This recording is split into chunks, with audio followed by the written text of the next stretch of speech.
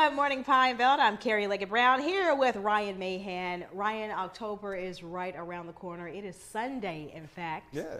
It's hard to be excited about it, though, because it's still going to be like 92 degrees. We're not going to get that warm, cool, cozy feeling. Yeah, we're going to get some, which we'll get into later, of course, but we're going to get some nice fall mornings, but we aren't having a fall afternoon for a little while. Yeah. Today is actually the closest we'll be to today fall. did feel nice this morning.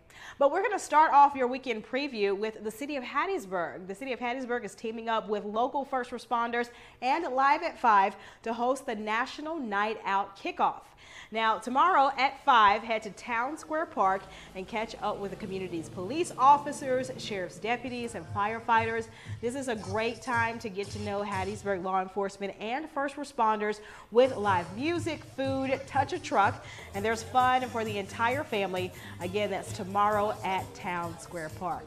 Those events are really interesting to me because you get to see them in a completely different light. I feel like it takes the mystery out of it, of like maybe like children being afraid of police officers or curious about firefighters. I think those events are important for that. I think it's good, which I didn't even know about those events until I started doing like news stories me too. when I first started. But I think it's important too because it gives you an opportunity to interact with them on potentially not the worst day of your life or not in some emergency situation. You can actually have a conversation instead of either being pulled over and being aggravated about it or being in some terrible situation and just being grateful. Yeah. So it does give you that human aspect opportunity. Yeah. You get to see their playful side. Yeah. All right, Sure we're going to... They do have one. Sticking with Hattiesburg, celebrate culture, community, and friendly competition. This weekend is the 18th annual historic Mobile Street Renaissance Festival. Ryan he's not too familiar with this. This is a huge festival for the Hattiesburg area. The fun runs all weekend with a block party on Friday at 5:30 and wrapping up Sunday with the Mobile Street Festival pageant, and Saturday's schedule is absolutely stacked. Here's a quick look on your screen, so take a look. The Show Enough Good Barbecue Kickoff is backed by popular demand, along with a few other competitions like the Pound Cake and Sweet Potato Pie Contest and Horseshoes.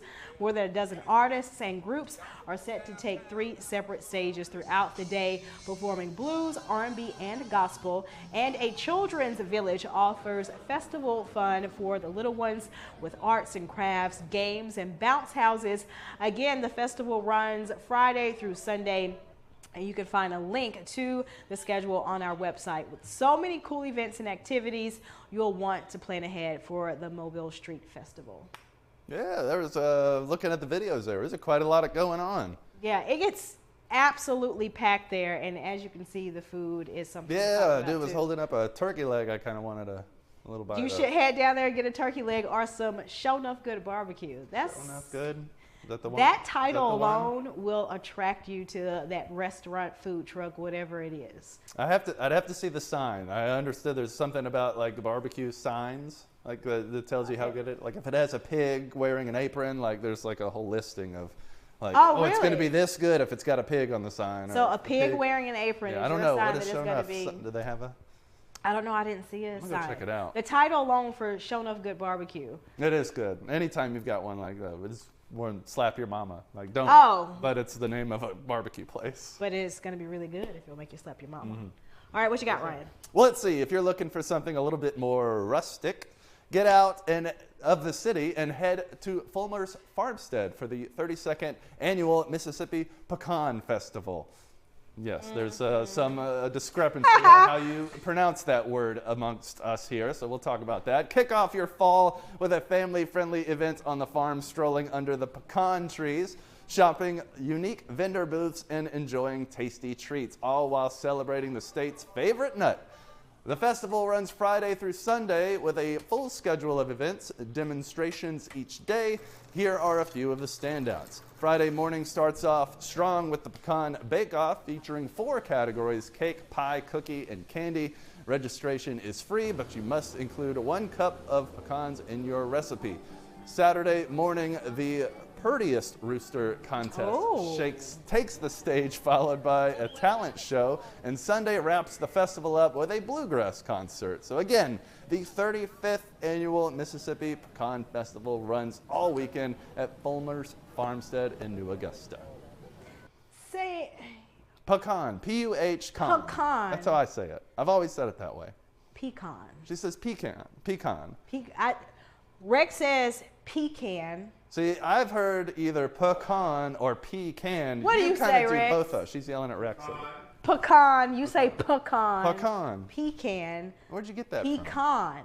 Those two are acceptable. I don't know. Pecan. Pecan. I don't know. You guys are out there. You're on Facebook. Let's vote on it. I don't know if we could put a poll up, digital Pecan. people. Put a poll up. Pecan or pecan? Let's put this to rest. But there's P-E in the front. All right. We're going to get out of that. From pecans to pints. Celebrate one of the beer world's favorite festivals with the Porter. That sounds like a lot of fun. Oktoberfest begins this Saturday, and all week long, enjoy traditional German fare with drink specials, games, and commemorative steins every night through October 7th. And don't forget to dress the part. This Saturday, the festival goer with the best German gear wins a prize. So head to the Porter and celebrate Oktoberfest this weekend. Prost. Did I do that right? Yeah, Prost. pretty good. Prost. Prost. Oh, this one looks like a lot of fun. I've always enjoyed, responsibly, of course. Yes. Good dark beer beverage, especially from Germany. There, my late great grandfather loved German beer, and Really? he went to the Oktoberfest a couple of times. So is the stein, what I said, is that big Oh, yeah, goblet it's like glass? usually this big. It's got like a family crest on it. And Yeah. like they're Do you passed have a down family through crest? generations. I don't have a crest, but I do have a nice stein at home. Oh, pretty cool. Used to be my grandpa, so pretty cool. You can walk around with that for the rest of this week I'd bring it up here, drink coffee out of it. for Oktoberfest. All right, what you got, Ryan? Well, let's see. This Saturday, while the Golden Eagles soar to the top, the pride of Mississippi boogies down with a special halftime performance. Eagle Wonderland is an ode to disco and a tribute to the Earth, Wind, and Fire. That's a good band. It's a funk fantasy featuring the world-renowned Boston Brass. So Pine Belt, let's groove this Saturday night at the Rock. Oh, good one. With the special halftime show, you can buy your tickets to the Southern Miss Texas State game online at southernmisstickets.avenue. I think it's Avenue. Sorry, EVENUE.net. Sorry about that. Kickoff is at 6. You know, Boogie Wonderland is one of those songs where you don't know any other words. You just know Boogie Wonderland, and then the ha, and then nothing else. It's one of those songs where you just do not know the lyrics. You know those songs in life where you're like, I have been listening to it all my life, and I don't know the lyrics. It's a September one. Oh, do you remember? I know the words sometimes, but all I hear in my head is Oh yeah, only thing I know is do you remember, and then something to something. 21st September. night of September. Yeah. That's all I know. But we're gonna get blasted in the comments here. That's okay. Ryan and I are two people where you can't shame us. Nope. You cannot shame us. A rapping, rhyming purple parrot is making his way to the Pine Belt as the MPB Library Literacy Tour makes a stop in Laurel. Now, this Saturday, oh, there you go, Ryan. Yep. This Saturday from 10:30 to 11:30, Ed Said will lead kids through a PBS Kids program, a fun craft, and a read aloud of a popular children's book. The event is aimed at children pre-K with 8-year-olds, but all family members are invited. That sounds like a lot of fun. I love a good library. It definitely does look like a lot of fun and a good place to be, especially over the weekend as things will heat up a little bit. We're going to see a lot of sun, so good stuff to be outside, but also if you need a break from it, sun can get a little bit much sometimes. Good thing to have that indoor event in your pocket. So let's take a look at what we've got going on right now. Looks like it could rain at any given time, but if you look close, you'll get some sun from time to time. It really depends on what direction you're looking, though right now the two that I chose, which not all that long ago. One of them did have some sun on it.